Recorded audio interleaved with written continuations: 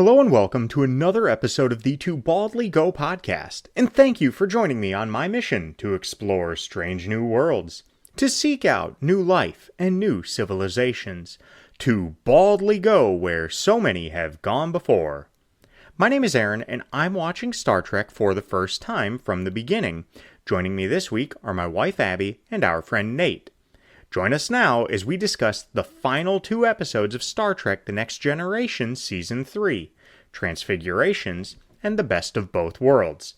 Make it so. So do we want to talk about some Star Trek? Yeah, Nate's gonna try and remember what we watched. It's so each of these two episodes this week I watched both of them twice, once not taking notes and then once taking notes, and due to whatever schedules were going on, we had this moved over a few weeks here. But so we'll start out. I'm no longer reading the episode little blurb from Paramount Plus because most of those suck.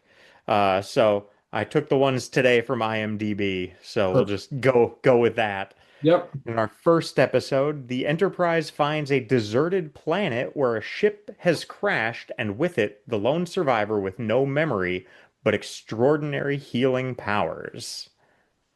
In episode 25, Transfigurations. Abby hasn't So, been here for like a year, so I think she should start. Well, should I start with the Greg answer? It's always a 10. Right. It's Next Always a Generation. It's always a 10. Um, so I haven't been watching, obviously, because I've been doing other things. And so getting back into it, I was surprised at how much I enjoyed watching again. And Yep. so I did enjoy the episode. I think I'll probably give it an 8.5. I liked that it had good political intrigue to it that had that kind of funny family interaction with Beverly and Wesley.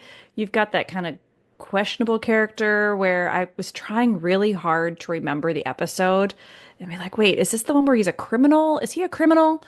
And so all of a sudden they're gonna be mad because she fell in love with a criminal. What is this? And so it had enough intrigue for me where I didn't guess that he was an evolving whatever. I assumed he was like a murderer or something like that. So it kept me just questioning enough to be entertained. And yeah, it was overall just fun episode to watch. okay. Nate? Um, I don't have major complaints with this episode. I don't find it to be one of the most fun that I've watched. It's kind of interesting. I do like the general concept of, how does a society react to uh, evolution, right? Like, and rather rapid evolution that somebody is turning into something else, or a group of people are turning into something else. And so, I think that's kind of interesting. But all in all, I mean, I didn't take a ton of notes on this one. It didn't really super hold my attention. And I think maybe the best way that I can sum it up is more along the lines of X-Men did it better. Uh, it's kind of like X-Men meets Star Trek, right? He's getting powers he doesn't know why, kind of like all of that, and he's being persecuted by society for being different because he has these powers and they want to kill him. He's Professor X. He can just walk. That's all there is to it. So I give it a 6. Okay. So my initial viewing of it, I watched it twice. My intention, because of the planned gap between our episodes, and then what ended up being the unplanned gap by having to extend that by a week or two, uh, my plan was to just watch it and try to just take it in, not taking notes, just sitting there and watch an episode. Um, I ended up being decently distracted, even though I wasn't taking notes. So generally, just thought the episode was kind of okay. Nothing particularly special, nothing particularly bad, and just I thought the storyline between him and Crusher was kind of weird, but it was just kind of a nothing episode, nothing terrible. Um, when I sat down to watch it a second time, the only thing I could remember from it, other than I was underwhelmed, was that the lady from Tommy Boy is in it. And that was about all I remembered. So as I watched it, then it was just I had to pause the episode as I was watching for some reason, and I realized I was only about 20 to 25 minutes in and was like, good Lord, this is a slow episode. Um, I think I actually downgrade it to a 5. I wanted to like the episode, just like I want to like every episode that we watch. Yep. And this one was just slow and boring and just did nothing for me. Um, it felt like it was one that was close on a lot of things. Could have been really good, but just missed on pretty much everything. Either that or it was just a weak episode and they did the most with the material that they had. But either way, I just didn't care about the episode I mean, at all. it felt like most of the plot development happened in like the last 5 or 6 minutes of the episode. Yeah. It was kind of So a slow plot, and it's then it was like, hurry up and finish. it was one that I thought could have some interesting discussions come from it. Like, how do we address the actions and decisions of other cultures which don't fit our standards? And then how do we address it when we're in their territory? Hmm. And how is that, how should that be received? Yep. Um, but that ended up being a fairly small element in the episode. Right. So it's another one that I feel suffered from the limitations of network TV, like we've talked about so many times. It was an episode that a story that just didn't have legs for 45 minutes. Hmm. And it felt like it kind of dragged on. And I don't know exactly what it was that felt that way specifically, but just kind of a general feeling about it. So yeah, very underwhelming. I figure mediocre. I think my initial watch, being distracted, giving it a 6, was being fairly generous, and so I dropped it down and didn't have a whole lot about it. I took very few notes. Um, I did think this was probably the closest we've had to an episode of House in Space, uh, and maybe it's Lupus, Yeah, maybe. You never know. Lost It's his memory. but curious. It's curious yeah, that you guys disliked it as much, and I'm wondering if it's because you've been watching so many awesome episodes that exist in season 3, then to come back to this episode and it's in comparison for you guys, it's not a fantastic episode. But seeing as I've had a break for, several weeks, And didn't it's watch like the a ref intervening episodes, I would imagine, right? Correct. I didn't. And so coming back into it, it was like, oh yeah, I really enjoy this show. So it's interesting to the whole point of this podcast, Aaron. Like even jumping back in and not being a part of it for a little while, it's like even the bad episodes, you're like, oh yeah, I did Well, enjoy this. because It's just they're remember, in comparison to each other, they're not necessarily as great. You may not be a 10 to you guys, but to me, having seen nothing of it again, it's like, oh, this is still really fun. and that might be true, that and we that are makes coming sense. off of like last week we watched Sarek, Oh gosh. which is such Yeah. a great episode. And I can Hmm. totally see why, in comparison to Sarek, this is going to Yeah, be that's the one where he was and going crazy, then right? Yeah. going back, Yeah. a couple weeks, the basically the week after the first week that you were with us, we did The Offspring, which I really liked, and Aaron was wrong about. Oh, And that episode is not good at all. and Sins of the Father, which is a great episode. We both rated that, Yep. fairly high. So yeah, yeah, I could definitely buy that as a reason why you enjoyed that more. It would be interesting for you, not that you're going to, because a million other things going on, but to go through and kind of rewatch the ones that you missed and then watch that again and see if you feel the same way about it, just to validate it one way or the other. Yeah, that is interesting. I mean, I can remember that though now because you say the Sarek episode, and I'm like, oh, I remember that one. It Yeah. was really good. Such a great Like, episode. well, and Patrick Stewart is a fantastic actor in general. So watching him have that pain, like I remember that. It's got to be at least 20 years since I've watched that episode. And I can still remember just how devastating The it was to song. watch. Yeah. Yeah, it was just crazy. So, but I think we've talked about this before, depending on what episode or who the character is the focus of the episode, I will have a more positive or negative reaction to it. I'm not a big Wesley girl. I'm a big Crusher. I'm a big Picard.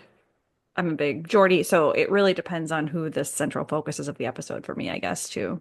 I mean, this episode at least did have Wesley being stupid for half a second.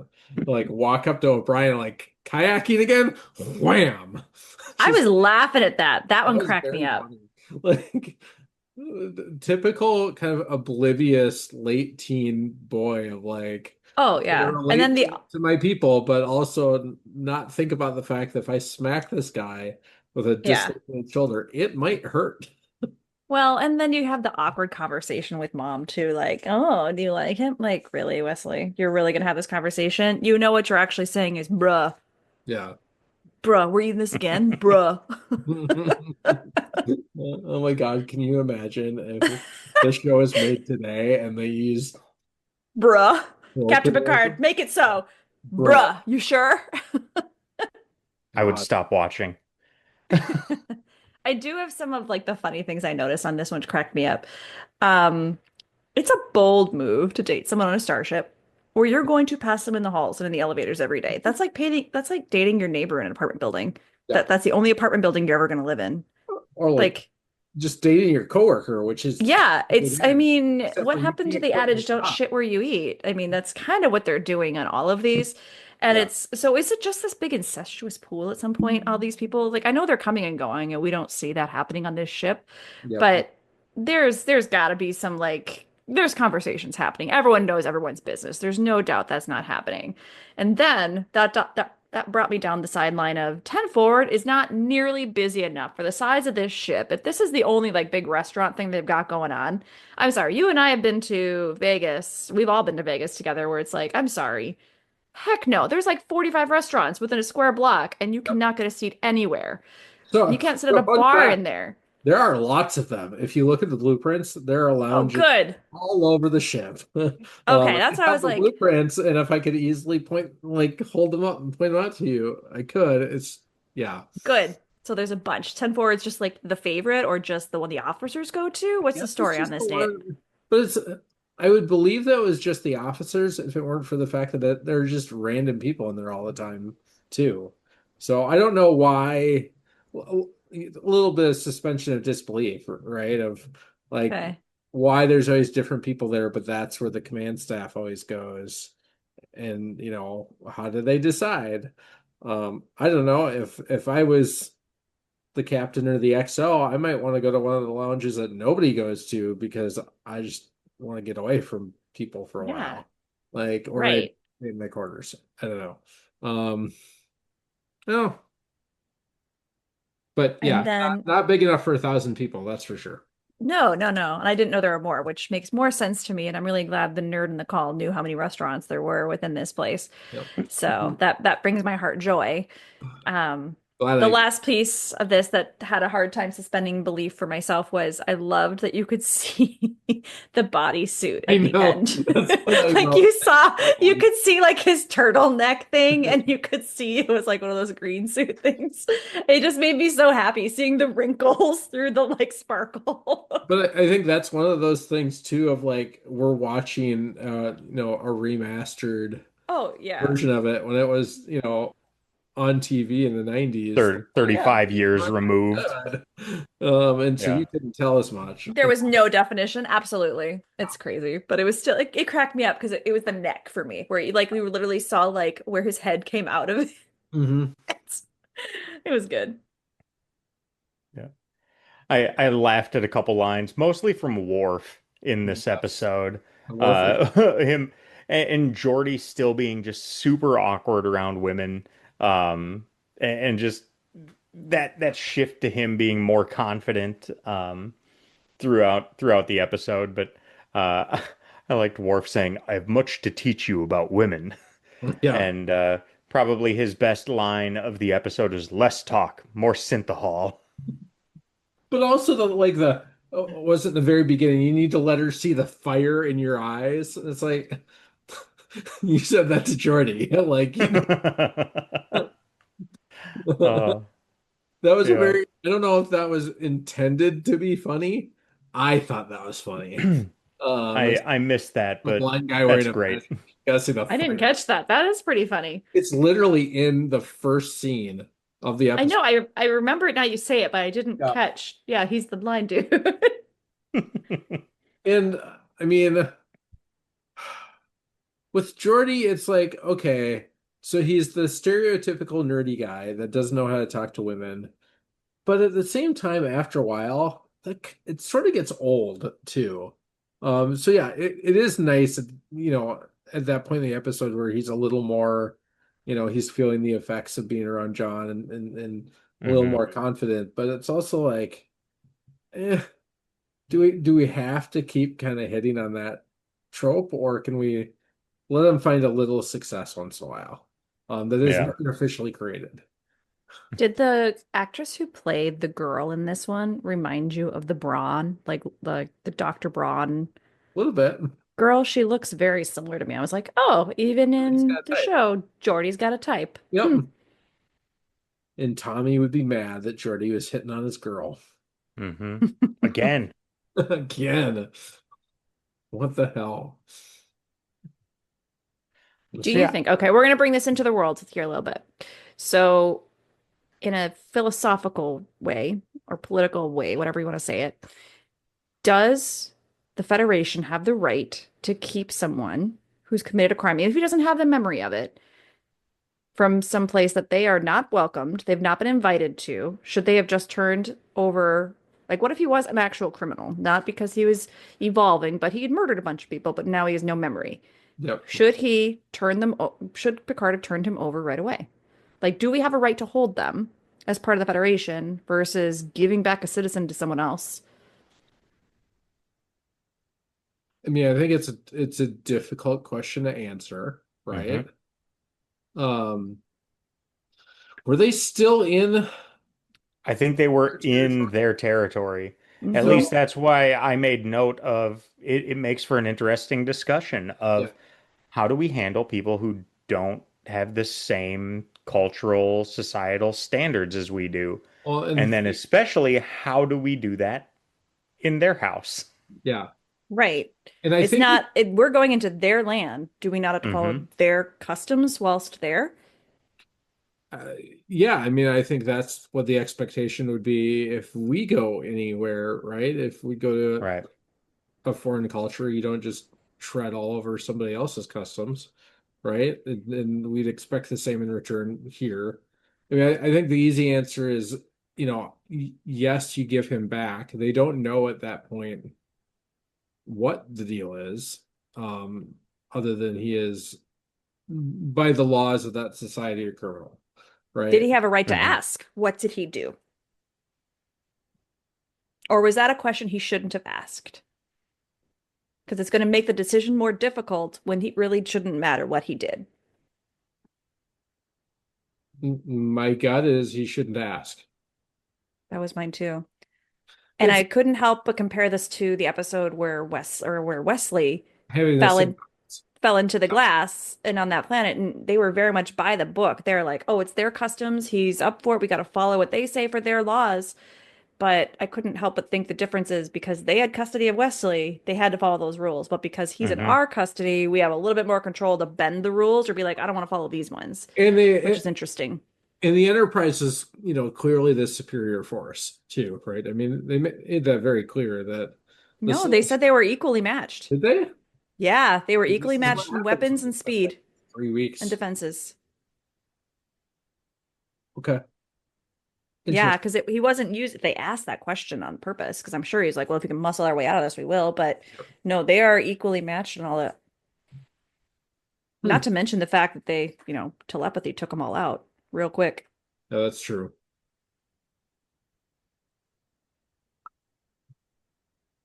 Huh. Yeah, I mean, I think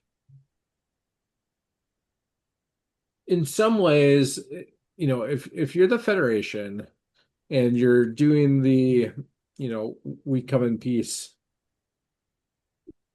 type of approach to things, you have to know and understand, and frankly, the Prime Directive probably comes into play to a certain extent here, but you have to know and understand that you're going to come across societies that will have cultures and viewpoints that are diametrically opposed to your culture and viewpoints.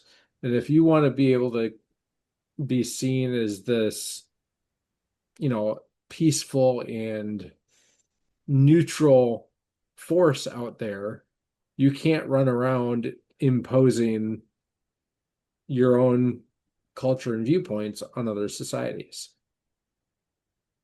But do you have to be an active participant in it? I mean, they didn't go like take John and say, "Hey, we're taking him out of this area." They knew nothing, and they then were demanding, "Oh, yeah, there's backstory, and you need to just give him to us." Where then you find, okay, is it just a difference in culture and all that, where you find the reveal at the end that X-Men did it better, but is does that make it different that they weren't going in there to mess with their culture? They basically saved somebody, and then we're just like, hold on, maybe we don't just turn him over to you. I think it would be different if they had found him outside their territory. Yeah.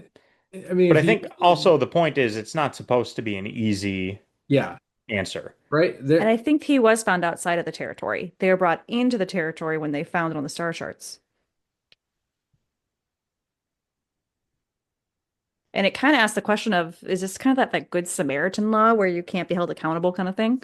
I mean, if you're rescuing someone, do you have a little bit more? But at the same time, you still have to hand them over when the other people are here. So it's a very interesting, it's, I mean, that's why Picard's Picard and he's the captain, I guess. He's got the right to But make then those kind of are decisions and play that line, but it's a but hard then line. are there absolute truths there? I mean, it was basically, do you hand this guy over to be killed? And how do you handle that kind of scenario? Does it matter that you're in their territory if what they're doing is that wrong potentially? I Where in the think, end they were kind of vindicated in that it wasn't what they were doing was wrong, um, or misguided. I mean, Sure. And I think it was wrong and or misguided, at least by your own standards, right? yeah. but does it matter? Does that matter? And that's where I think I don't know that it does matter. Like Then maybe It you was a have happy to they coincidence that it did matter and that they didn't have to make that choice. But I well, think that if the other, like, if they had pushed Picard further, I think he would have caved. I think he would have sent him over. He wouldn't have surrendered the sacrificed. Enterprise.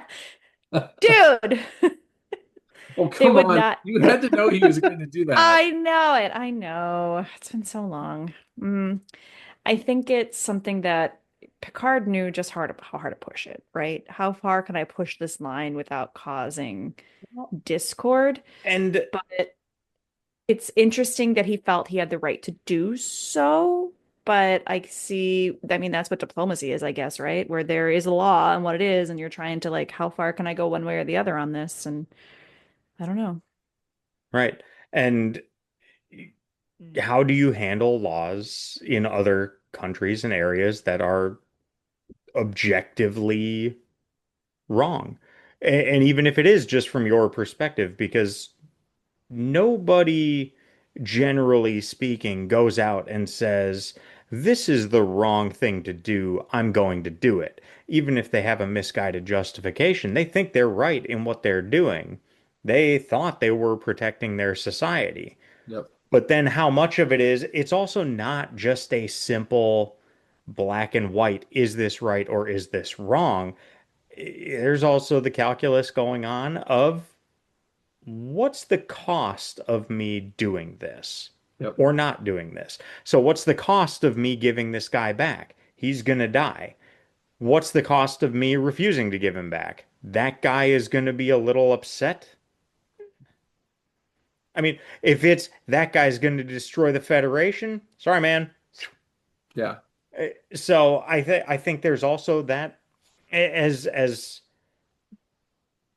crazy as it might seem to be to think about it in those very cold calculating terms, it's kind of the reality of it where they have to make the decision, and is this a decision that matters beyond this scenario?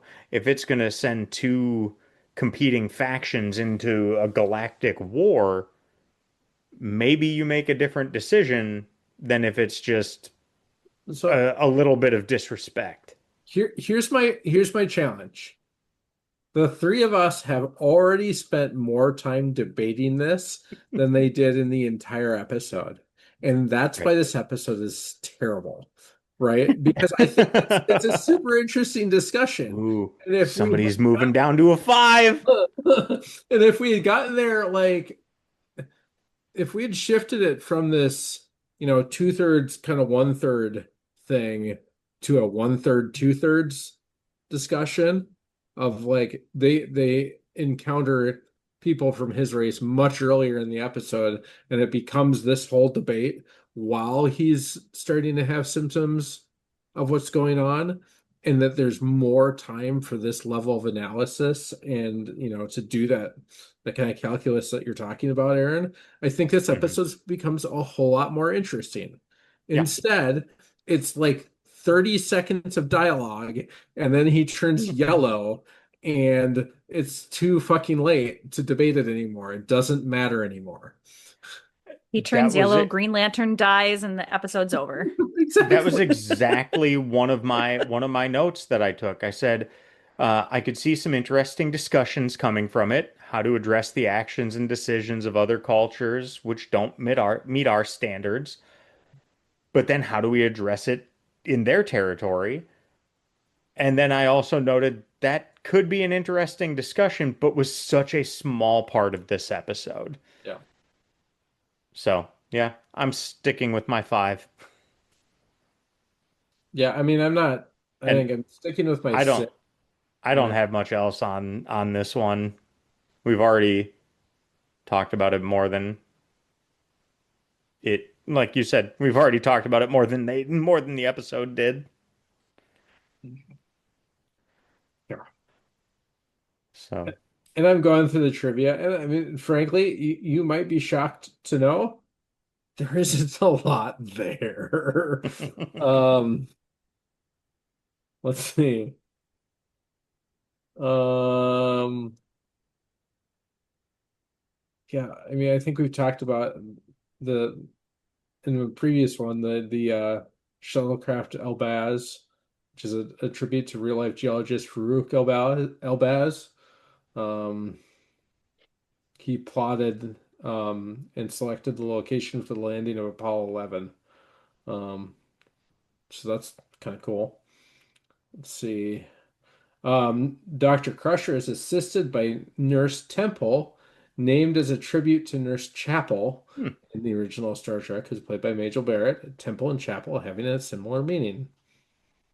interesting. Um, I don't know. John Doe's navigational data was encoded on memory RNA. Memory RNA has been a popular fringe science topic since the mid 1960s, when it was reasoned that if genes encode information in memory, these are information, then genetic material encodes memory. None of the research purporting to prove memory RNA ever seems to work in the long run. Um, yeah, that's pretty much it. There you have it. Shall we move on to the final episode of season 3? Yes. Hmm. Most And then definitely. after that, we can just kind of do a season 3 overall wrap up here. So, responding to a distress call on one of the Federation's outermost colonies, the Enterprise arrives only to find a big hole in the ground where the town used to be, and discovers the Borg are behind the attack in The Best of Both Worlds. 10. Now, I 10. okay, Greg. Um, I, I, Sometimes he's right. Yeah, This is so he's right. okay, okay. uh, Um, He's gonna great. crap on this episode. Can you believe it? Here This is where comes all of Aaron. Star Trek Gonna fandom make comes us for think you when that you it's say not a stuff right 10, here, and then right he's gonna. now. so They're so gonna look us up where we live and they're gonna egg our house, and it's gonna mean something because eggs are expensive right now. I I made a slight mistake before this episode. I did see the rating on IMDb, Oof. and seeing it as a 9.3 on IMDb, um, I was hoping to see as good or better than yesterday's Enterprise.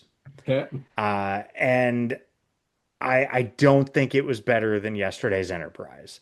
He's sleeping Interesting. on the couch. So my initial watch through, I gave it a 9 with the caveat that I bet I'll watch it again and bump it up to a 10. And that is exactly what happened. I think I have one nitpicky thing about this episode, and not enough to drop it down. I thought this episode there was nothing to dislike in this episode. Um, it was excellent start to finish, just an amazing 45 minutes of television. Better than amazing because that would be a 9. I did bump it up to a 10. Yeah, I don't A know masterpiece of television. other, yeah, really, yeah. Uh, I don't know how, other than yesterday's Enterprise, you could do much better than this episode. It had just about everything in it. And as I was watching, I did have to go back and look at a few things. I tried to find old TV guides, um, Yeah. like an old TV guide listing from June of 1990, because I wanted to see what this episode was titled and what people might have experienced in the moment. Because I don't know if it was normal to have a cliffhanger season finale like this. It's definitely not something that we've seen before in Star Trek. They Yeah. had it with with the menagerie, with that one ending part one, kind of an all hope is lost to be continued, and then picked up on part two the following week. But this felt way different than that. Uh, and I looked at the title screen. I went back, I had to rewind it and look back at the title screen. And the title screen was just the best of both worlds. Hmm. So, me watching this on Paramount Plus, I see the title as the best of both worlds, part one. So I know it's already a two-parter. So I'm baking that into my watching it. So I think that may have affected some of my initial viewing. I knew Picard gets assimilated by the Borg and his name is Locutus. I knew that. I don't know how. I just did. So that I think the first time watching it, it was kind of like, is this that episode? I wonder. Oh, I think it is. When's that going to happen? Oh, there it is. And that may have taken me out of the enjoyment of it. So then, even the second time watching, where I absolutely knew that was it, I was able to focus on all the other stuff and not try to see, do I already know how this puzzle is going to be solved? Um, so yeah, but I was trying to really think about what it would have been like back then watching this. Seeing just an episode title, The Best of Both Worlds, and you're watching and you're just like, this episode's kicking ass. And then Mr. Worf, fire, to be continued. And it's just like, what the fuck? And now I got to wait 3 months. Um, that unbelievable. Just How's that for all an ending, how by the way? good that was. It was amazing. Just yeah, fantastic. So, I will read you the entirety of what I put down. No notes, 10 out of 10. That's it. That's all I wrote. Mic drop. Yeah. And I did watch it twice, Hmm. because I had some time last Wednesday to watch one of them over again. And I'm like, well, if I'm gonna watch one of them over, I'm gonna watch the I'm best gonna one. watch the good one. So I watched that one so that would be more fresh in my mind to record the next night, which we didn't do. I Sorry. subsequently did not rewatch it a third time, but that's okay. I've probably seen it 50 times. Um, it's such a great episode. Yes. Um, yeah, like you both said, start to finish, really well put together. Like you can feel the danger that they're in and the threat that they're Yeah. under, and you can feel it escalate. Like It, every it scene, it gets worse and worse. it was a perfectly executed slow burn of an episode. Yep, The tension was constantly there, super high, but not overdone. No part of it felt like it was overdone or drawn out. It yep, was just it was nearly a perfect episode. Well, Um, and the types of tension they had were different things. It yep. wasn't just a repetitive tension on one theme. It was Hmm. we have the Shelby tension with the position trying to usurp Hmm. him. We have the Riker Picard tension of I'm trying to boot you a little bit here, do what's yeah, good for your career. We've got the Borg tension. We've got the just there's so many pieces to this that Yep. really brought it together to be very, very well rounded. We had both that personal dilemmas that we're invested in because we cared. There was enough information we cared about those characters where sometimes it misses the mark. I don't really care if Geordi's got a girlfriend. right. I get they're wanting me to Hmm. care, but I just don't. But in these ones, all of the dilemmas we cared about. We were vested in every single one of them. I care if Well, Riker's going to leave. I care if Shelby's going to take over. I don't know if I want Shelby as my number one anymore. We care that Picard gets assimilated. We care the Borg are going to attack. There's every single thing was something hmm. that hit a point that we as an audience care about. We Yep, wanted to make sure it was there. I also think that made this so successful was they didn't have as many isolated storylines like we have Hmm. in a lot of our previous episodes. yeah. So we don't have a Geordi episodes or a Worf episode or, Wesley or what have you. It was everybody was in this as a cumulative effect and It they really played off each other. all of the storylines were the two main storylines, I would call them, the Borg threat and Riker's career. And they didn't go too crazy on any other storylines, but every element of the disparate storylines was still connected to the overall episode. It wasn't like any of those episodes we've seen where it's like these are just two random ass stories they threw into one. Like everything from both sides of it impacted the other story, even if indirectly, but it was just so good. And yes, if this was an episode that somebody doesn't like, why waste your time watching any more of this? It is a hundred I percent could I could was see giving it a 9 potentially. But at that point it's like and I think I gave it a 9 because I did, even though I was kind of watching, I was also distracted by other things. So I didn't give it my full attention. The way I did, I was more engaged when I was taking notes. yep. Um, so I picked up more. I got a lot more out of it taking notes and doing that versus just sitting there with it on and then getting distracted by something on my computer or something like that. Um, But but yeah, this I think episode had basically everything you could ask for in a kick-ass show. and I think it is a very much to your point a tentpole episode, right? Hmm. It is the very definition of what this show is in its purest form. And yeah, if that's not something that you enjoy seeing, then it's not the show for you. It That's okay. You're it wrong, but felt that's okay. it Um, it felt to me like Get a the fuck out of turning here. it felt to me like almost a turning point for the franchise Hmm. because it was different than anything we've seen to this point. Yep. I mean, we've seen some big epic episodes, some amazing episodes like that, but nothing that had the impact that I would imagine there was watching this live in 1990 and then being left with that that's it. Like, Yep. wow, I gotta wait. Well, And trying to think through comparable TV shows, and the closest I can think of is going back to one of my all-time favorite seasons of anything ever, season 5 of 24. At the end of that, when Jack is kidnapped by the Chinese and carried off in a shipping container on a cargo ship, that ended, and it was like it wasn't a to be continued, but it was a like, what the fuck is going to happen to Jack? yep. And then had to wait until whenever season 6 dropped, which was probably 6 to 8 months later.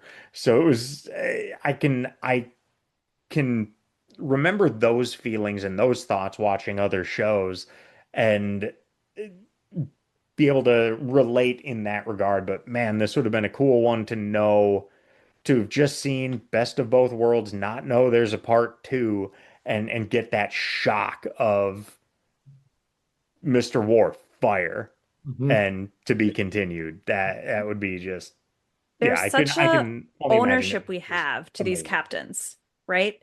Yep. Like we Yeah. talk about this as both future Trekkies, right? Where we've seen all the series except for the bad ones, like Deep Space Nine, and then the other ones. But we all have our No, maybe captains I that are our didn't miss that are Damn. our everything. captains. I take it So, back. but we all Man, have I our think we favorite got to call captains. Abbie Mr. Worf now because she just came out firing. Damn. Bazinga. But this was our captain. I think a lot of people think Picard is their captain. And so it was devastating. It wasn't just this TV show captain that just got sent over. It was like, that was my captain. Like, there's a piece to that where it's, I mean, it's silly as it seems. It's like, there's an ownership piece of that where it's like, this was my guy. What are you doing, my guy? Yep. And so that is a devastating effect as a viewer because you feel like you're part of the crew at this point watching this show. And how would I handle that? Same reason I didn't like Shelby. I'm like, I don't want to work with this chick. She's annoying. So you feel the loss. And then that fire at the end, it's more than just it's not a simple feeling. It's not a, oh crap, we're gonna kill Picard. It's a, what if it doesn't work? Is the Borg gonna kill all of Earth and everything in the Terran universe? So it's a, do I want it to work? Do I not want it to work? What's the right answer here? It draws you in because you're part of that dilemma. Yep. So what you brought up there, one of the things you said there was my one nitpicky point with this episode. And it just felt kind of weird. Why did they call it the Terran system? Every system they talk about is the star, not the planet. And so why wouldn't they call it, the solar system, since our sun is called Sol? So that I was like, why the Terran system? That just seems weird. And I get Terran is kind of for Earth, and they were just like, they're going to Earth. Yeah. So I got it, but that was my one nitpicky Because point. I think if If they Worf and had if they had said solar system, this would have been better than yesterday's Enterprise.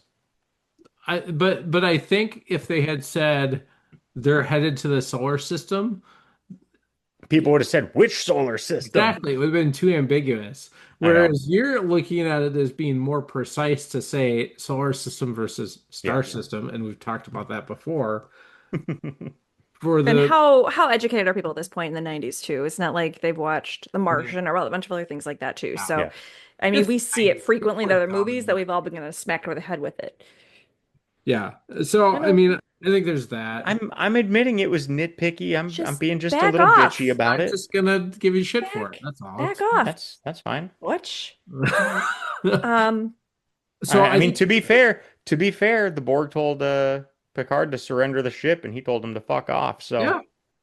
that's what he can he do the did. right thing sometimes. True. This is all true. They also told him that if he would just go over to their ship, they'd spare the Enterprise, and Yeah. he also told them to fuck off. Yep. So, do those two things cancel each other out? Like, should he have sacrificed himself more readily in order to save the ship? No guarantee they would have held up their end of the bargain, of course, but there's no Yeah. discussion about that. It was And just no. yeah. I did like the there was some good foreshadowing in the episode when he was talking to Guinan in 10 Forward, Mhm. which was empty. Um, but they were talking about Nelson at Trafalgar and how he won the battle, but he didn't return. Um, Hmm. some interesting stuff there, but I love their relationship. Like her yeah, ability to just come right out swinging with him is fantastic. We also had some cool foreshadowing for previous episodes that were kind of nods, I think, to Trekkies or things that we'll see come up later, I should say. So we've engaged the Borg. Hmm. We've heard that iconic phrase again, and I didn't realize it originated in this episode. So they said it, and I was like, "Oh, I like is that." this And was this only the second Borg episode? Yeah. yeah, the I first think one was Q. The Q threw them over there, right, for the first yeah. one, Yeah, that was in There season have two, been right? references to them, but this is only Yep. their second appearance. because Guinan's people were attacked by them. I think that's when we found Yep. out that's where she came from, right? Yep. And stuff. The other one, did you catch what the admiral's last name is? Um, God, Hanson. Hansen. Yep. Made you kind of wonder, right? Who else who is heavily involved with the Borg?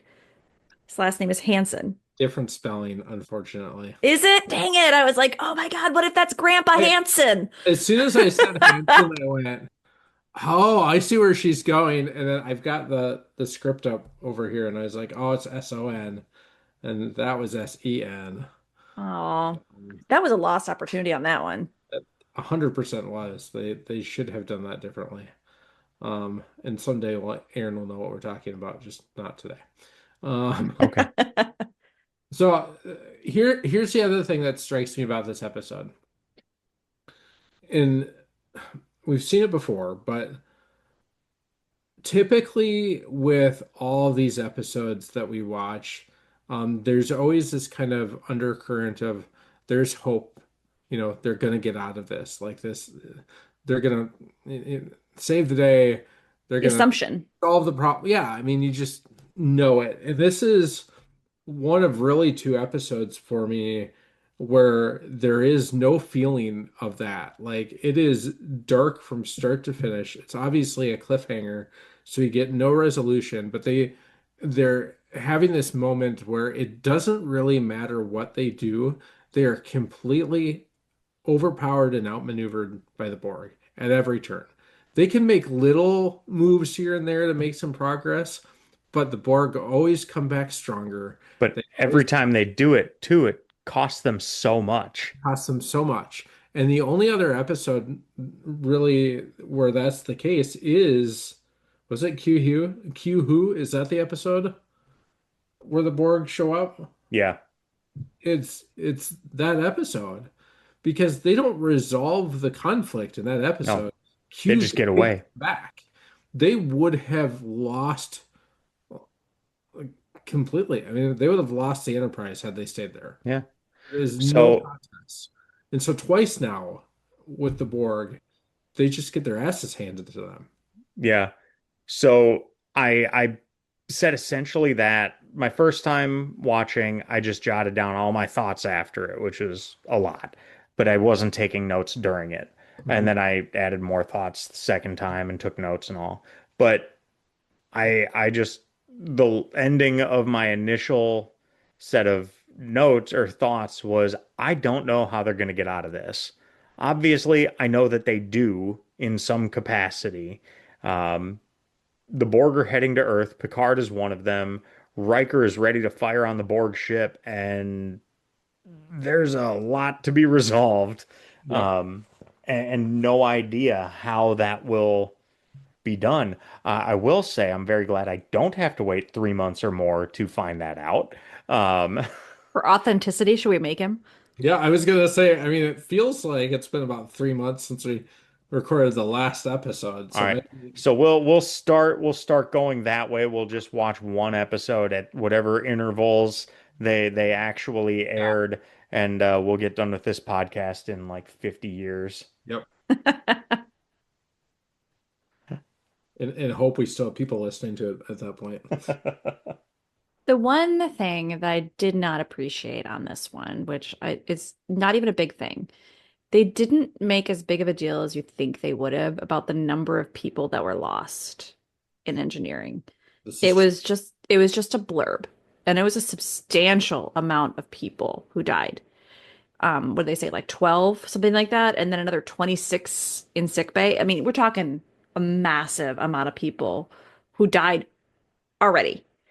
well, So it's just so isolated from the rest of the storyline on things. It's like they're dead, we don't care anymore kind of thing is how it comes across almost, which I don't know if that's how we'd expect them to act in that situation. Would they be so isolated to it, or would they be devastated and be like more devastated in all their actions going forward? And yep. that's where it's a struggle. I But I think don't, I think that's something that was addressed in an episode of the original series as well, where they had whatever episode it was where somebody had just gotten married or was just getting married, and then there was a big battle and one of them died and the other one was basically like, I've got to do this. I can grieve later. And I think that's how it is. It's like when you're under attack like that, you don't have time to grieve those losses right then because if you do, more people will die.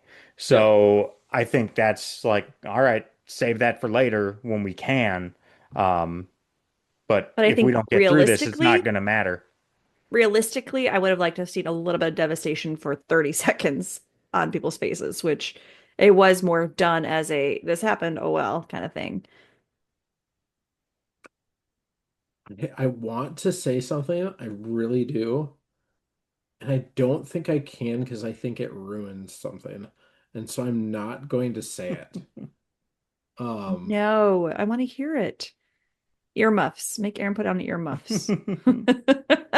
Nate, text it to me. I'm going to right now. Just so you watch me accidentally type Aaron instead of um When we are done with this episode, though, y'all, I do have a season 3 trivia quiz for us. Sounds good. One question per episode. And if Ooh. any of the answers are incorrect, we can blame ChatGPT. yes. So after this, though, we can also do kind of a wrap up and rating on all of season three here. Aaron, so to speak to like your anticipation on this, right? You're like, ooh, I want to watch the next episode, right? Hmm. Now fast forward and think of a girl who hasn't seen really TV in years because there's no TVs where she lived. And Hmm. she showed up at someone's house randomly out there in the middle of nowhere, and they had a movie on, the little teeny tiny, probably 12-inch TV. And we're like, what are you watching? And they said, oh, it's the new Star Trek movie. And we're like, wait, what? And it was First Contact. Hmm. So that anticipation of like, there's a Borg movie. Like I don't think I've been that excited for a movie ever since. Like that amount of like excitement. I honestly don't think so. Like it was at this edge of my chair, like watching this thing, and nothing was going to stop me from sitting there enthralled by this movie. And it didn't disappoint either, but it was great. But this show just brings you in like that. Like it's just you remember Hmm. those feelings decades later of how it made you feel. I remember seeing that movie in the theater. It was great. I guess not more than once. Um, 'Cause it's just great. Right. Anyway, we're now way ahead of ourselves. Hmm. I'm trying to think of what else I have. I mean, I guess if I if I think about it a little bit more, I think in my younger years, I really hated Shelby as a character. Found her to be Still super. do. I didn't Uh, care for her. She's so annoying. I It's the can't cocky appreciate. side eyes she gave people. I didn't Yeah, care for her, but I think that was the that is point. the You point. weren't supposed to really like her. So I It was, didn't find her to be a detraction from the episode. She was exactly what the episode needed and to they were kind of have showing that the difference between her and Riker, but also right. tying it back to like, hey, Riker was like that too at one point, right? Like Yeah. overconfident and cocky. Was he though? Like she was Not in just the show. annoying. They make reference to before he Uh, joined the that's Enterprise, true. him It's being like true. that. But also, here's the thing. Most of the time she wasn't wrong. It's, Big No, Lebowski. it's how she went about it. She just Yeah. You're wasn't. not She wrong. wasn't You're wrong. just She an was ass. just an asshole. That's just it. She didn't have to roll her eyes. Yeah. She didn't have to be a dick about it. And maybe you're right. That comes with emotional maturity to realize that you can still have grace even in when you're correct. And she just did not have that yet. But I also appreciate her ambition, right? Of like, hey, you know what? I know what I want. I'm gonna go get it. Right. And yeah, maybe the approach wasn't great, but I appreciate people that just go get what they want. But Like, we only didn't care for that approach because she was trying to take Riker's job. right. That's probably true. And that's why when I was younger, I think I didn't like her as Yeah. much. And now that I'm older and Because we're just like, no, we want Riker. Go away. I want Riker to go, like, I don't want to watch you every episode. You're being annoying. yeah, fuck these other ships that he could go to. Like, Yeah. he's so I did think it was interesting that I've kind of come about on her character quite a bit over the years, from just downright hating her to being like, you know what? I get it. Like, I Yeah. get it. Also, Nathaniel is more emotionally mature than I am because I still, but one of my comments was, I hate Shelby. Smug, cocky bitch. After Troy corrects Riker about the away team, she had that side eye. I also, and it was funny, I can't remember if it's the first time or the second time that I watched this episode in the last couple of weeks. Um, but Katie was in the room and she was reading and she happened to like she'll oftentimes just kind of tune in and out of where I am in the episode. And it was the part where basically Admiral Hansen is being a creep after Shelby leaves the ready room. Mm. Like just an old man's fantasy is it's Ew. like she's like I think she basically said exactly that. You like, yeah, that's a pretty terrible comment. Scotty chasing the girls in that alley episode. Uh-huh, Mhm. 100%.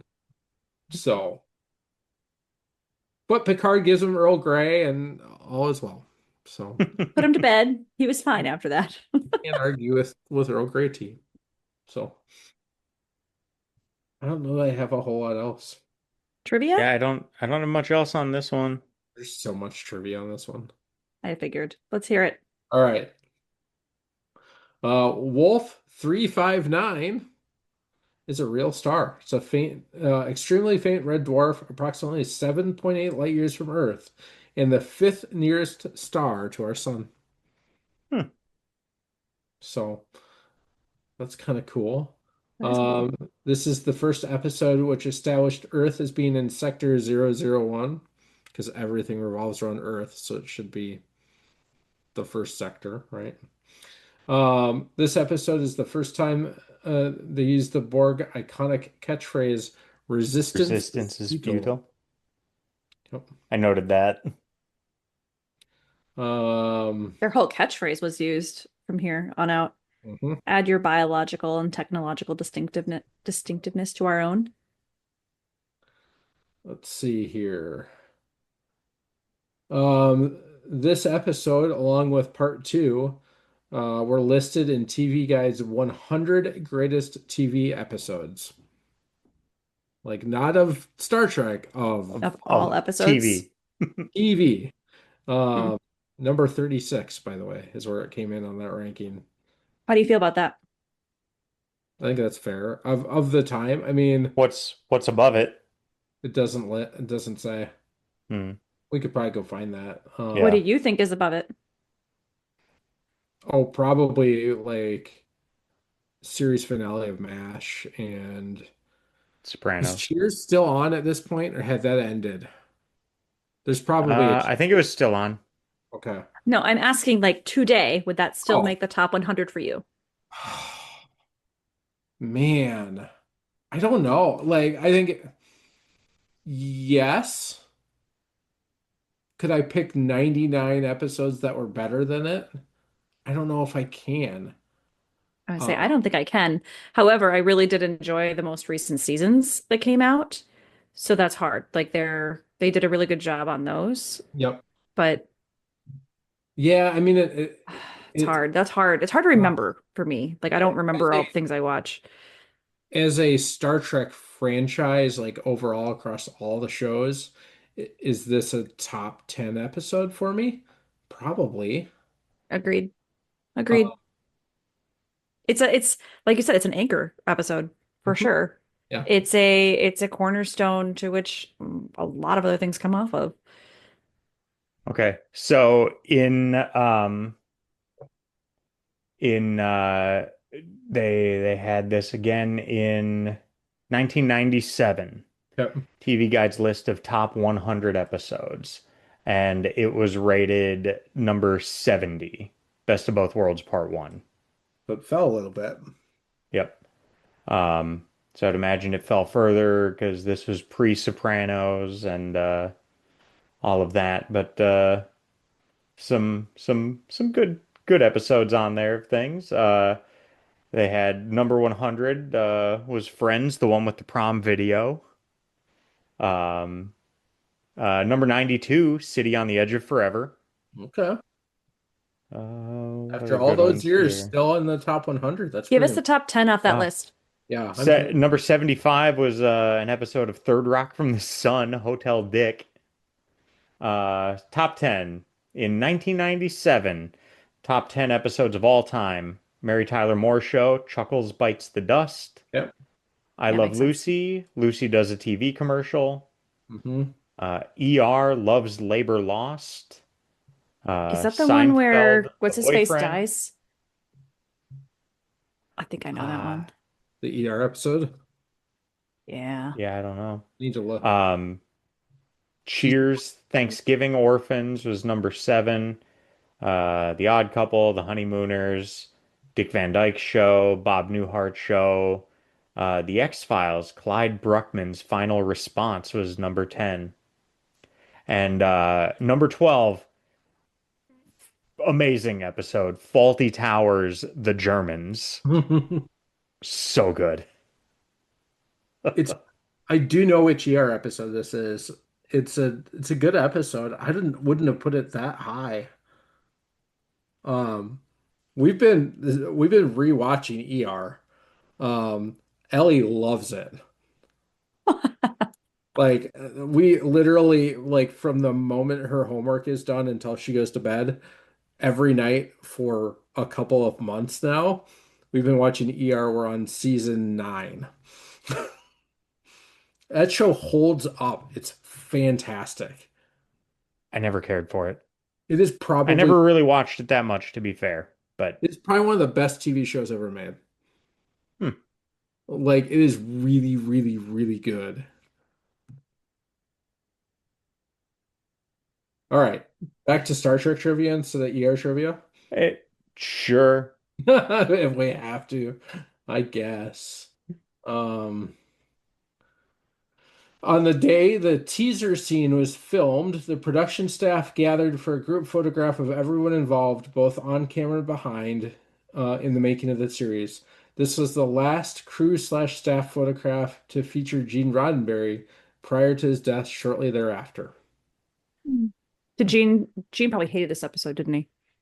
Well, maybe we'll see if it's in the trivia. I could see Isn't maybe. that isn't all the great episodes he hates? Isn't that how Yeah, that works? because he doesn't like conflict, and Yeah. so there's lots of conflict in this. Um, shots of the Borg cube involved reusing the three-quarters miniature from the earlier episode Q Hugh.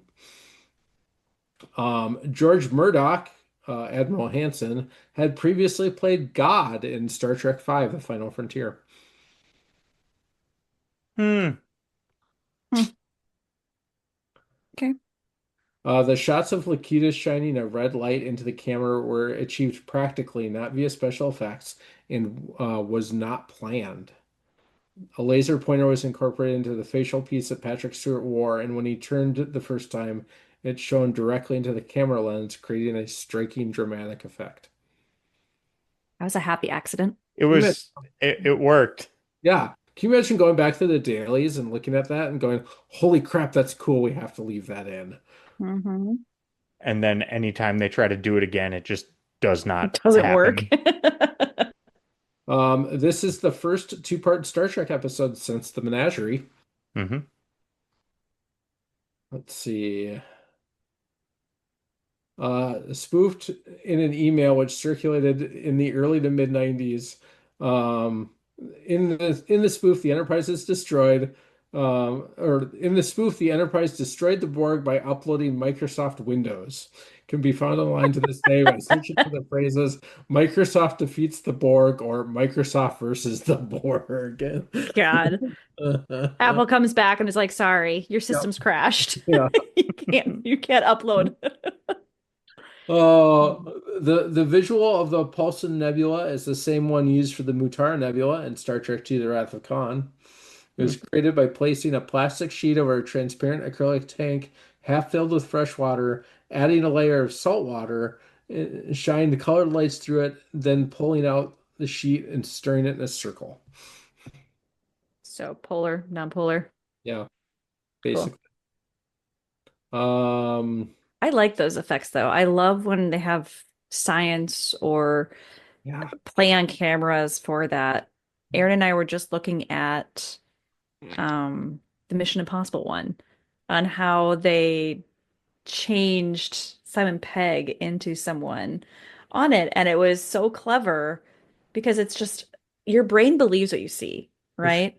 And it was so fun because it was like he's looking into a mirror while he's putting this on. Well, it's not a real mirror. And it Mhm. was like, oh, it just I love it. I love when people are smart enough to do these without using special effects. And And the result practical is usually Yeah, effects. 10 times entirely better. practical effects. Yeah, practical Yeah. effects are still the best effects, hands down. Yeah. All right. Though the Borg first appeared in Q Who, don't know why I can't say that. Though the Borg first appeared in Q Who, this is the first time where the Borg are seen to assimilate someone. Let's see here. Uh, and I think I don't, Aaron, you might not have known this. Um, Abbie might have, but I think it makes that cliffhanger that more interesting, all that much more interesting. Due to ongoing contract negotiations, it was uncertain whether Patrick Stewart would return for future seasons. The ambiguous cliffhanger ending seen here could have allowed the show to kill off Picard and alter the command structure of the Enterprise permanently. Stewart opted to return and filmed several more seasons as well as feature films and spin-offs. But they had to have Interesting. options. Yeah. If contract negotiations fell apart and he left the show, they had to Hmm. have options. So make it a cliffhanger. You don't know what happens after that. Interesting. Figure it out later. Yeah. Hmm. Um, so it was originally intended to be a three-part episode and not a season finale, but budgetary constraints brought it down to two. It was also decided to have the first part have enough build up for the second part that could sustain the series over the long follow summer hiatus, with syndicated shows being repeated often. It succeeded in doing this very well, with non-standard shows not being tied into networks' tight scheduling, and built up a big audience. The second part managed to build on the episode's highest ratings to surpass it, making the second part the highest rated syndicated series episode until that point. Hmm. So big gamble, and they won. Yeah. Um, Prior to this, the series ratings were fair to middling. These two episodes made the Next Gen no longer considered as being Star Trek only in name, but to hold the mantle on its own. Yeah. So, Aaron, you said earlier, like this I said it episode. was a tipping point, like it was an inflection point for the franchise. Yep. Not this series, not anything, for the franchise. And who knows if that episode hadn't been that good and that perfectly executed, who knows if we're having this conversation today. It Yep. was a fine show, but that was combined with some of the other episodes they've had in season 3 and some of the ones in season 2. It's like it has set itself apart as just a remarkable series Yeah. and franchise. Um, After the hand phasers are modified and returned to fight the Borg, their beams emit a series of rainbow colors. Hmm. Let's see. Da, da, da, da.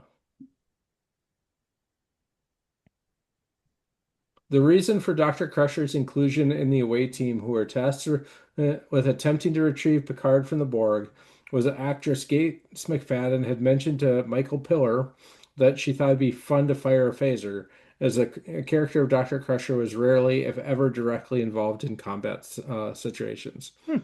Send me over there so I can fire it. Yeah, chief medical officer is definitely going to leave the ship of how many people Yeah. to, yeah. Wasn't Bones on like every away mission? So is the captain. We've changed our priorities now. We no longer do that. Remember, Riker's not allowed to go. Crusher shouldn't be allowed to go. But we're bending rules because it's Picard, I think. We can dispel disbelief for now. Mm-hmm. Got any more, Nate? Or do you guys want some quiz questions? We're gonna do the quiz or do quiz questions and then do kind of a season 3 wrap. Let me do And we need to get the overall season ratings too. let me do two more trivia, and then we can do Abbie's trivia questions Mm-hmm. and a wrap up and a rating. How about that? Sounds good. Sounds good. Let's see. Did I just lose the one here? Oh, here it is. I'm not gonna read this whole thing because whatever. But originally it was supposed to be both Picard and Data assimilated by the Borg and combined into one unit. Hmm. Ew. Yeah. No. It's terrible. Would have ruined the whole episode. Right? 2 out of 10. Let's see here. Picard's Borg given name is Locutus. Locutus is the past participle of the Latin verb loquor and means spoken. Used as a noun, it means a speech. Eloquent meaning able to speak well, and loquacious. With the Uh, voice. yep, come from loquor. Locutor, meaning speaker, is late Latin and may have been a more accurate name if the writers had known their Latin better. Uh, but yeah, basically, Gold star for trying. he speaks for the Borg in a Mm-hmm. human form, and Huh. that's where he just comes from. Interesting. So that's the I trivia. like that one. That was good trivia, Nate. I like those. Yeah, Mm-hmm. there's a bunch of good ones for this episode. You would hope so. There's interest in this one. All right, gentlemen. Are you ready? Are we doing Mhm. the usual say your name and Say your name to buzz in and give the answer. Aaron, you might as well say your name first right away. Otherwise, he's going to get you every single time. All right, you ready? And these are, I will list off the episode name Yeah. Mm-hmm. and what the episode number was. Yeah. And then I'll read the question. Yeah. Okay. And they are in a random order. Yeah. So episode 6, the booby trap. Yep. In the booby trap, what is the name of the engineer Geordi creates on the holodeck to help him solve the ship's crisis? Did you say Leah Nate? Brahms. Yeah. Leah Brahms. And who was she? She was she designed the warp engines for the Enterprise. Correct. In the defector, episode 10, what strategy does Riker suggest to draw out the hidden Romulan fleet? Oh, this is a tough one.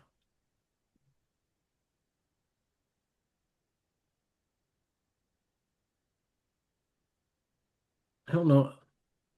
I don't know this one. I could make something up, but then it's definitely wrong. Aaron, I don't know what it was called. it's not a name of something, it's how he did it. Like, what was the task he was trying to, like, how did he do it? It's not a term. Say the Hmm. question again. What strategy does Riker suggest to draw out the hidden Romulan fleet? It's not a term, it's a what did he do?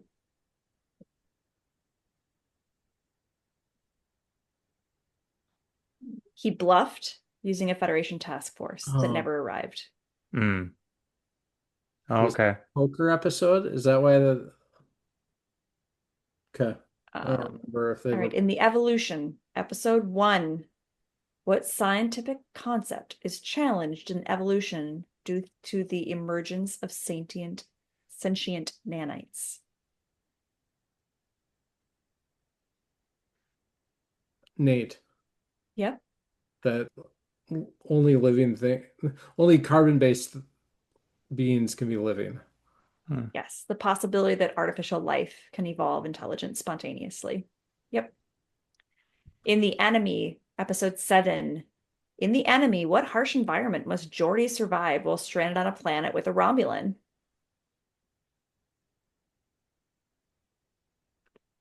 Nate. Nate? Well, it was radiation that was causing him to lose his sight. His visor didn't work.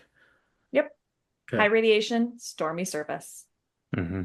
All right. Episode 9, The Vengeance Factor.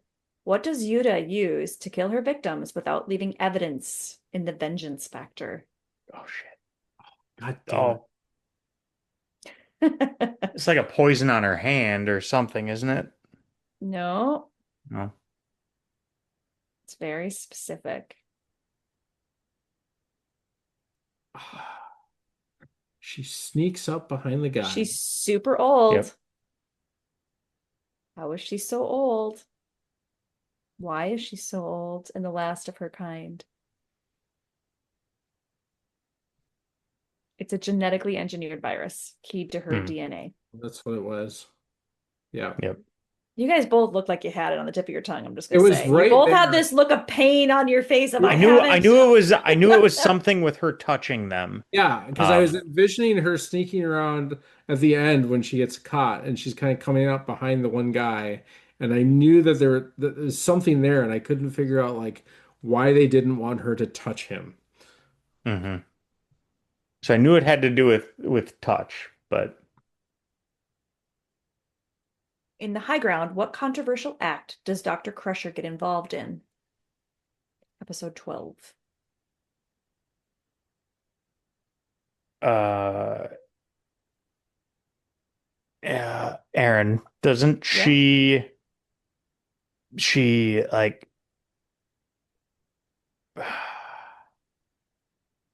I might be blanking on which one this was. Yeah, never mind. Yeah, I I was don't. thinking the wrong episode. She was kidnapped by the Oh, yeah. Yeah. terrorists. I was thinking the episode where it was like the house and the old people. Mm. Yeah. But that's the one where she Well, here you almost is go. getting Stockholm syndrome and Yeah, sympathizing. right. So here's the one you're talking about. You're talking about The Survivors, I think. Season 3, episode Yep. 3. Yep. What is the true nature of Kevin Uxbridge in The Survivors? Nate, Nate? he's an alien being. I don't know He's if Okay. immortal. Okay, but what happened that he's so upset right now? he wiped out the entire planet. Correct. He wiped out the entire planet because he was mad his wife died.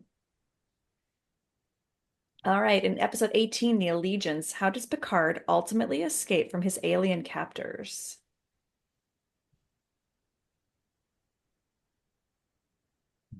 Trying to remember what that episode was.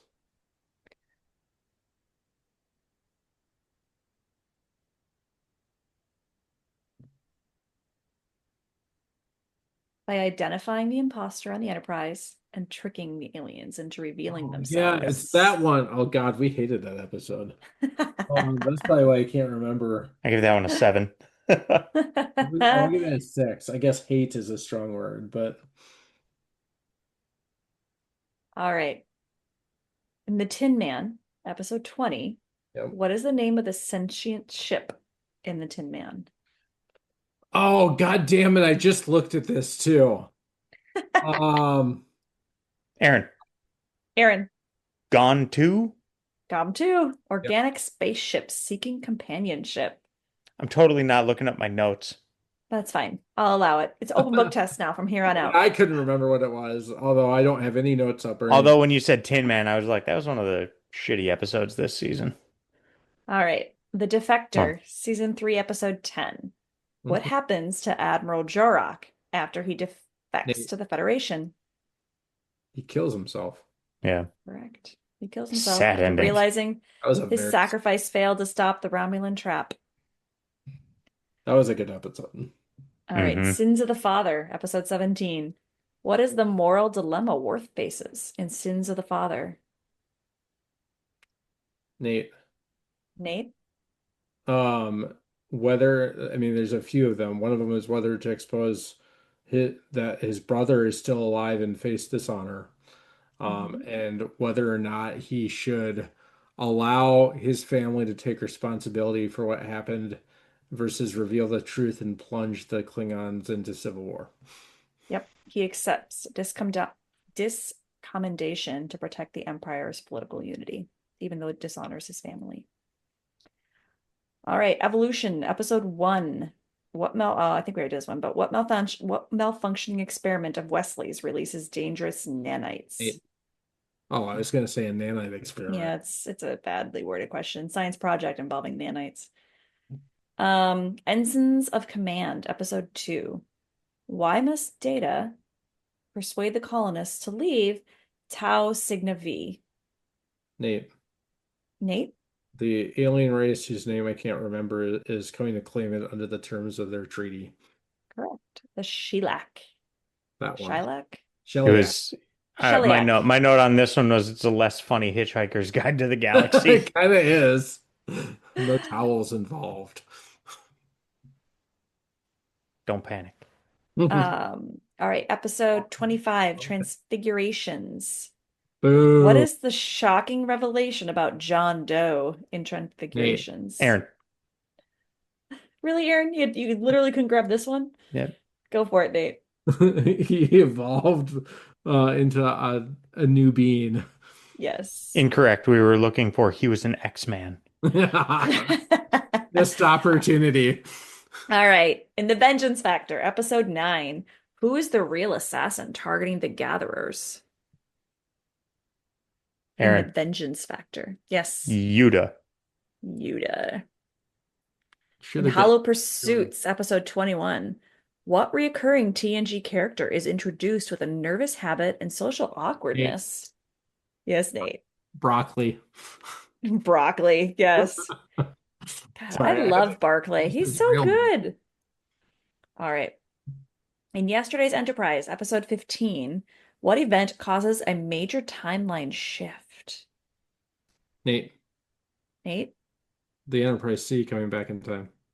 you got it. Coming through that temporal rift. We're going forward. Alters the Federation's peace with the Klingons. In The Offspring, episode 16, what ability does Lal demonstrate that surprises even Data? Aaron. Yes. Nate said Aaron? I didn't hear. Oh, well, I don't it. Nate was first. I didn't hear what he said. What did you say? contractions. Yep.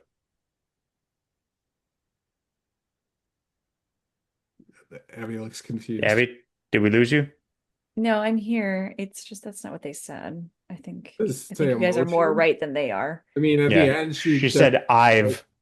Yeah, but she uses a contraction partway through the episode. And now I lost my spot. Hmm. This is the Offspring, right? Mhm. Yeah. The best part of that episode was my intro to it. Okay. And what ultimately, piggyback off of that question, sorry. What ultimately leads Lal to malfunction?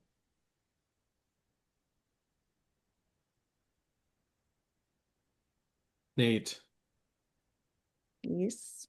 total synaptic breakdown. Complex emotions. Okay. That led to total synaptic breakdown. What ruling race becomes concerned with their anthropological observation is compromised in Who Watches the Watchers? That's a hard one. That's asking if you remember an alien. That's a stupid one. It's the Mintakans? Oh yeah, the Mintakans. I know the name, I just don't remember the episode. Yeah. And the Price, episode 8. How do the Federation scientists in the Price determine the wormhole is unstable? Don't they send some Ferengi through it? Well, they sent a probe through it first, though, right? They send probes and then a Ferengi ship through, and it fails to return predictably. Okay. There you go. That episode was also not very good. All right. Episode 22, The Most Toys. What command role does Data unacceptably assume? Unexpectedly assume? What command role? Yeah. Which doesn't make sense what this question is. What does he do or almost do that is contrary to what we believe or understand about Data? Yeah. He almost kills somebody voluntarily. Which means what? What does that suggest when it comes to Data? Oh, emotions. That he's willing to kill someone. Yeah, overriding those ethical subroutines too. Yeah. I'm looking at my last two notes from that episode, saying Fajo is one of the most truly evil characters they've had on the series yet, and Data might be one of the most terrifying. Yep. All right, Captain's Holiday. What is Picard's alias when dealing with the Vorgons on Risa? How does he identify himself? But they know who he is. He calls himself something in particular. When dealing Because he doesn't want to get caught up in the politics. I don't remember. I don't know, but you look like you're having an aneurysm. Are you okay right now? Is this hurting you, not knowing these answers? I hate not knowing trivia answers. These are good questions. I don't immediately know the answer. Private citizen. Kept referring to himself as a private citizen. Okay.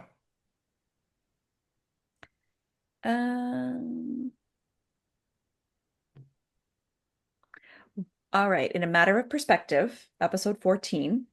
What tool is key in exonerating Riker? Oh, damn it. What was unique about this trial? Aaron. Yep. Who?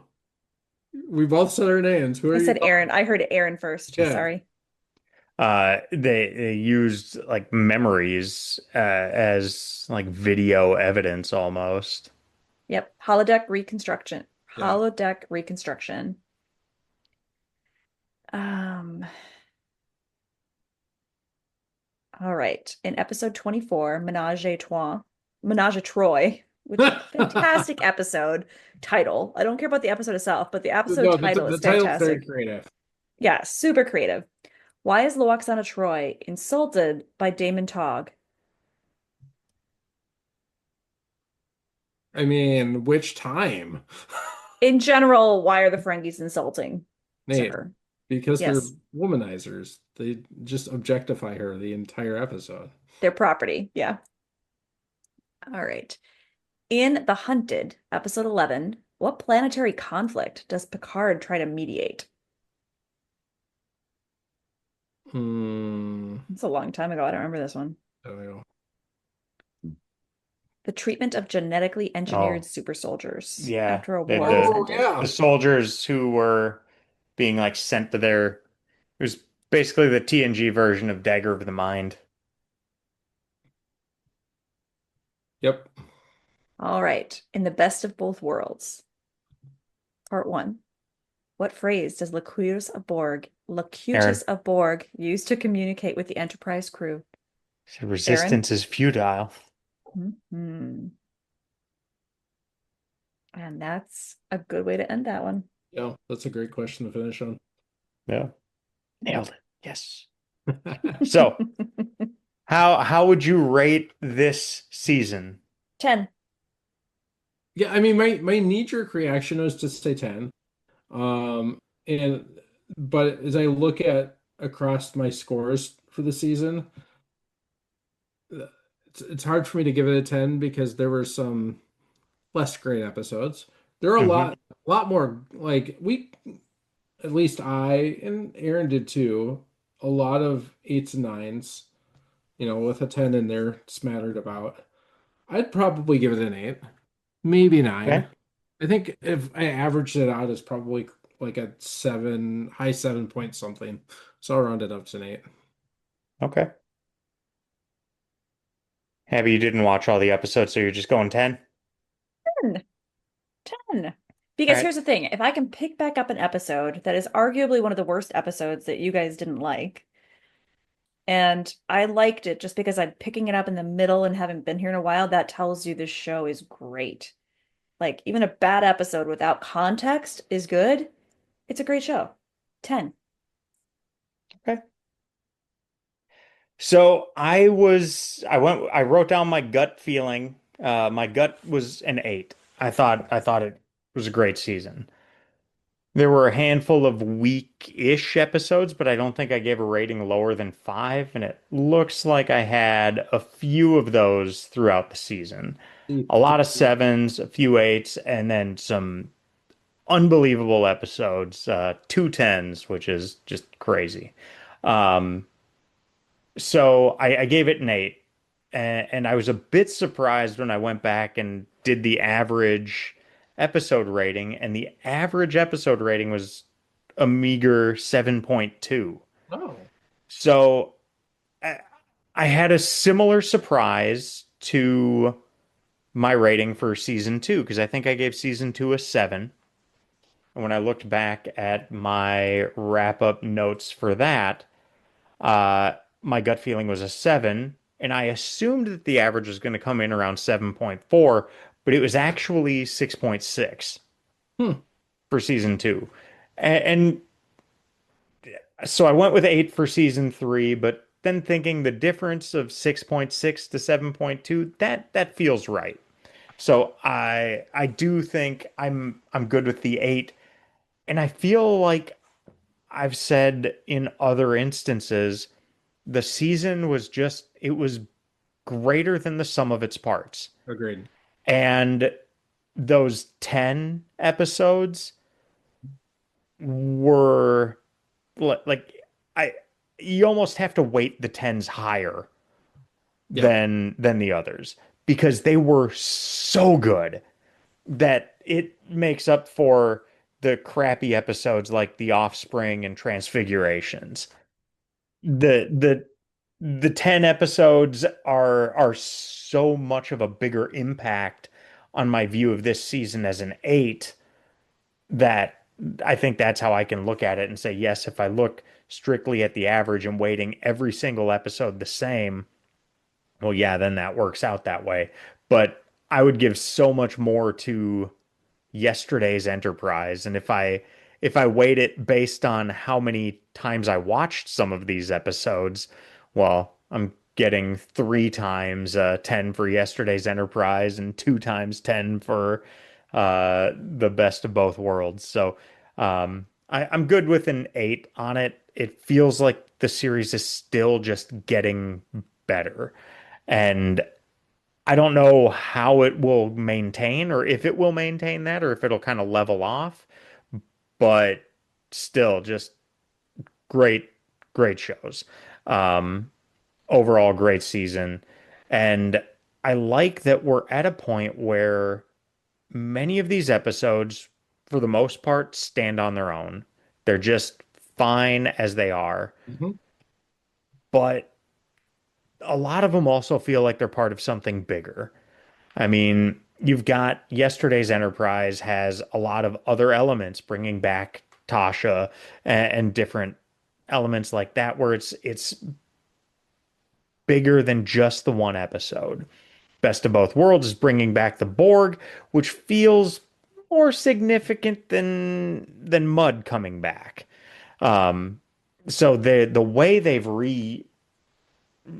reused different characters and the Ferengi and Romulans and all of that, and having episodes even loosely connected and referencing other episodes is, I think, a major strength in the series that they've had in a lot of next gen, but as we've gotten more episodes, they're able to flesh that out even better. And the original series almost never did that at all. So I think those are all points that just add to how great this season was. I Yeah, think how they tell these stories have changed. So, Best of Both Worlds is a really good example of this. They're starting to follow more classic storytelling practices. Um, for example, um, the rule of threes, where you introduce a topic, then you kind of bring it up a little bit later, but you're not certain why, and then it's a really impactful, important detail later on. It's the rule of threes within writing. It's very, very common in storytelling. So, Best of Both Worlds, they introduced the fact right away that, well, Riker had a commission he turned down. Shelby brought it back up later. And now you end it with Riker's now in this command position that he had thrust upon him, even though he's rejected it multiple times because he didn't want to leave the Enterprise. So it adds to a cohesiveness within the storytelling.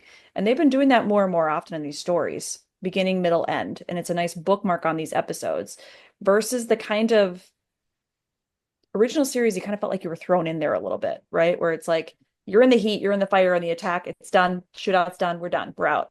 And it's very one, almost like one scene stories. Whereas these ones, it is more classic storytelling. Mm-hmm. yeah, I agree, and I think is it classic or is it more modern storytelling? Is it more what we're used to based on the era that we grew up in, or I think it's actually a trope within storytelling. It's been around for a very long time. It's just not necessarily TV wasn't considered stories necessarily the same way. yep, that's fair. Um, I don't know. I mean, at the end of the day, I think it's just like really consistently strong storylines, Mm-hmm. consistently strong acting within those storylines that make such a huge difference. Um, Yeah.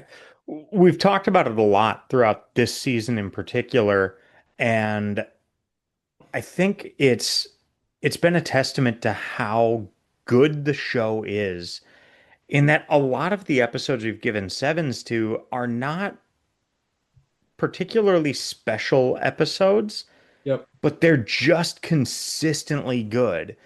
And even the quote unquote bad episodes that we had this season, we're Not not that bad. talking we're not talking Code of Honor or the Paradise Syndrome.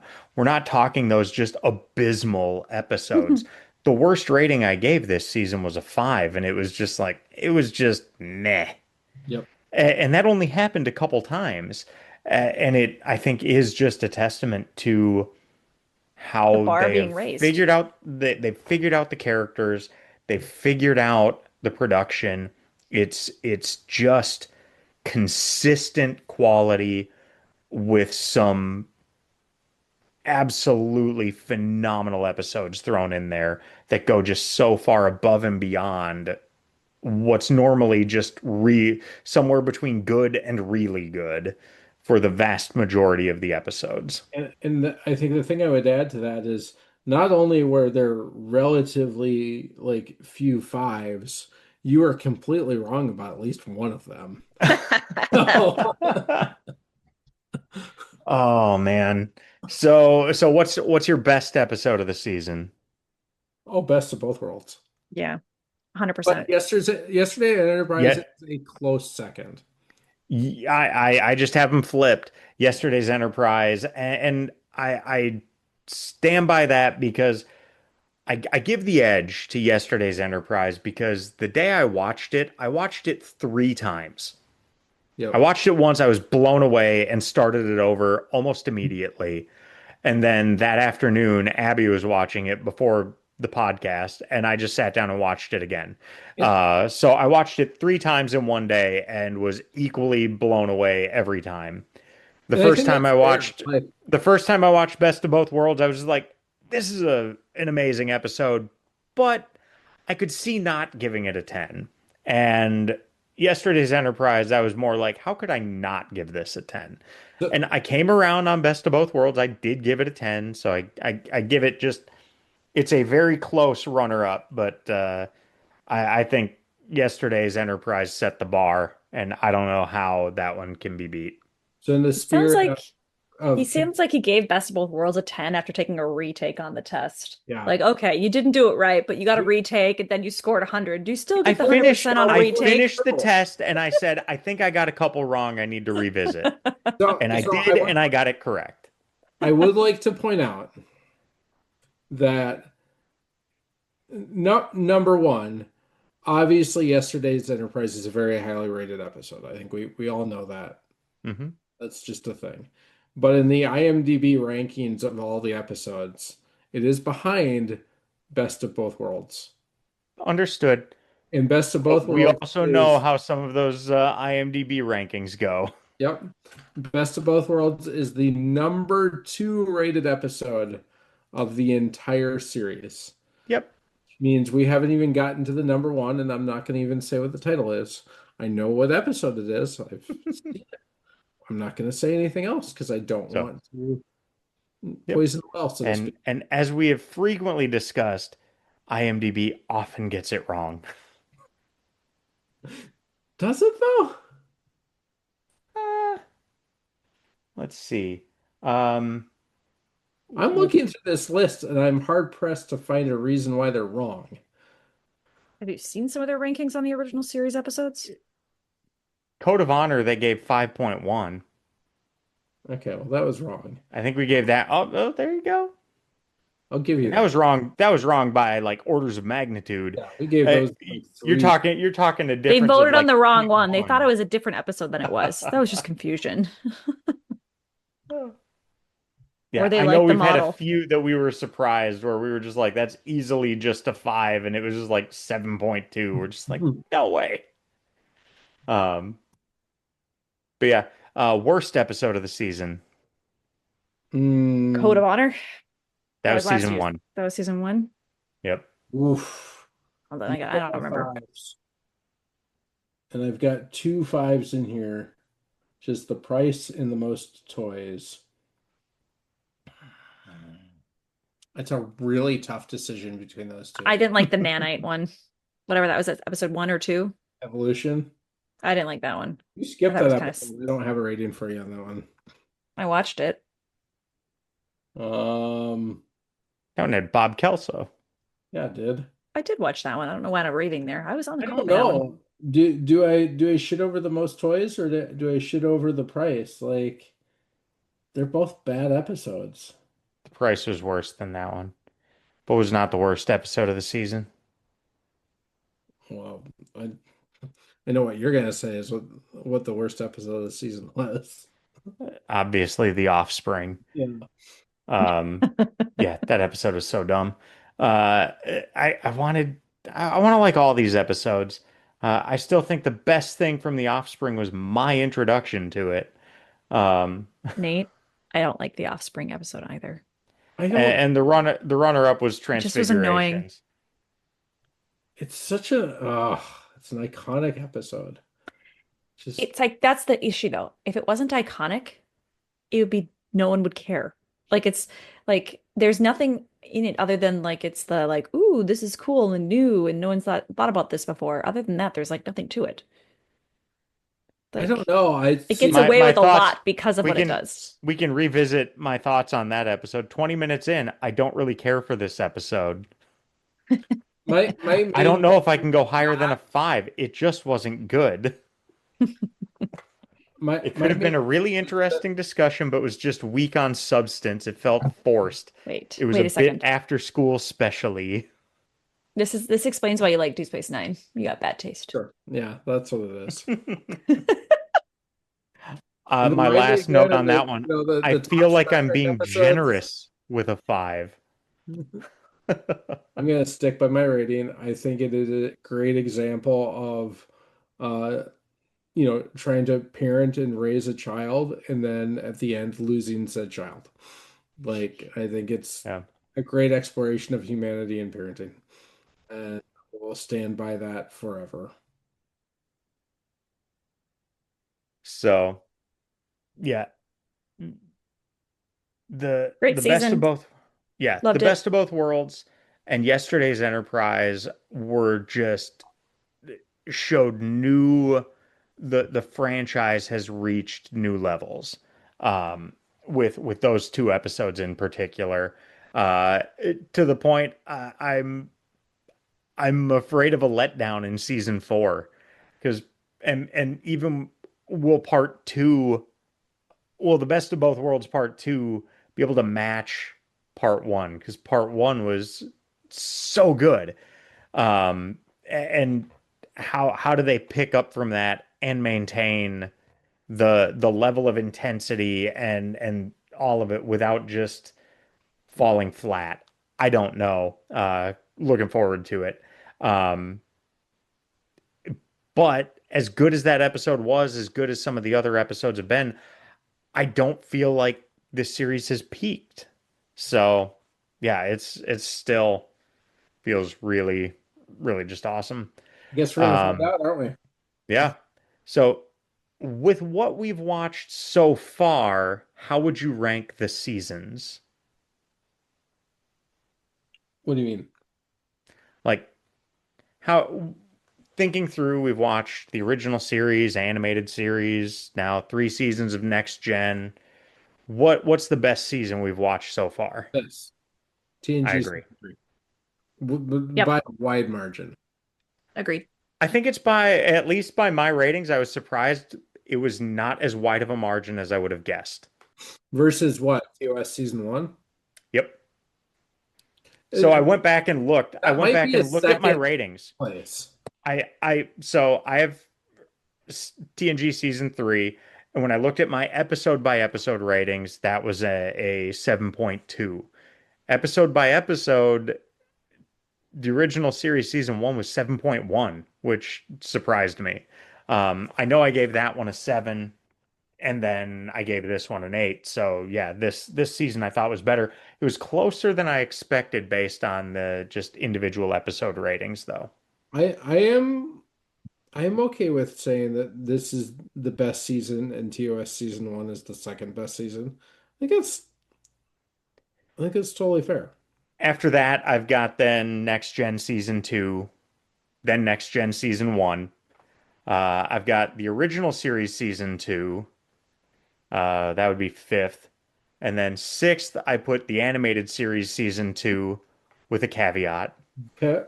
And then the original series season 3, and then finally the animated series season 1.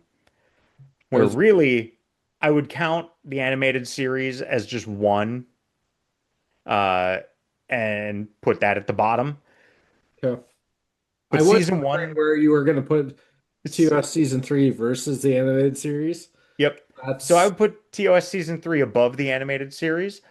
But if I'm thinking of having to watch through a whole season, I put the animated series season 2 above that because it was only 6 episodes and you could get through it faster. But yeah, I don't know. okay. Uh, Thinking in terms of the series we've watched so far, I'd say TNG is above the original series, and both are well above the animated series.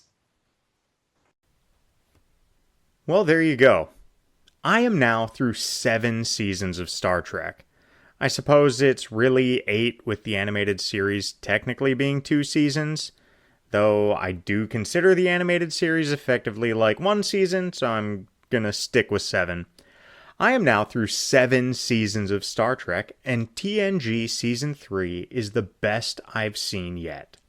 Since recording this podcast episode, I have gone back and revisited yesterday's Enterprise, and damn if that isn't one of the greatest episodes of television I've ever seen. It is so, so good. As we have discussed, the show is really becoming its own. setting itself apart from the original series, and it has been great to watch.